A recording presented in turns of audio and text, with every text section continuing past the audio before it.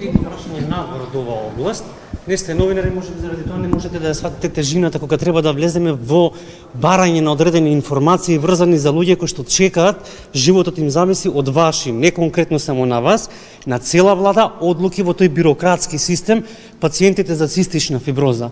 Денеска слушнавме повторно еден ист став дека ни сами не знаат каде и како треба да се обратат, бидејќи тој буџетски план кој што требало да биде доставен до влада, па до здравство, па до финансии, требали да почине уште еден пациент за вие повторно адхок решение да најдете некакво решение кој што ќе биде повторно краткорочно. Каде е целиот проблем и зошто не се набавува, не се Затоа, да, нема сега во детали, пошто не сум го слушнал, не сме слушнал изјавата, но ќе ви кажам тоа што ви кажав и претhodно и тогаш го имав. Значи, владата гледа решение, да најде решение на тоа, има одлука донесен за тоа.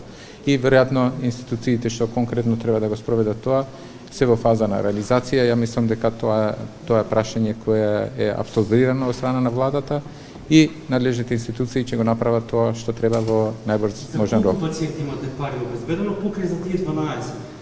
Се навестува за плюс 18, вкупната бројка на пациенти е 130. Колку што беше информирана, толку е и поставено страна на влада, колку што беше поставено како информација. Значи тие сте 12, останатите може слободно да починат. Чекајте. Не се извинувам, но ова не е коректна прво према тие граѓани да даде таква констатација. Ве молам, не манипулирајте. Се работи за човечки живот. Не манипулирајте и тука ќе завршам со изјавата затоа што гледам манипулирајте. Не се манипулира со човечки судбини и животи. Сега вие да ми извртите теми, се извинувам. Кажав точно не може да прифатам некој да манипулира со човечки животи. Не можам да после ова што кажува, не сум концентриран на други. Сега треба да влезам на нешто и сега манипулира изјаве. Молам. Се работи за човечки живот, се работи за одлуки на влада кои се спроведуваат и секој поединечно си има право на живот. Тоа не е само уставно право, тоа е универзално право.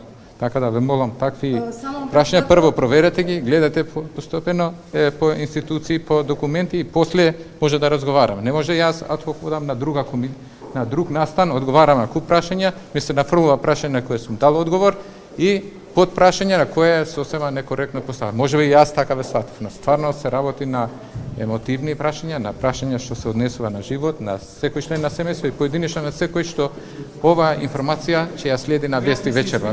Само што едно прашање.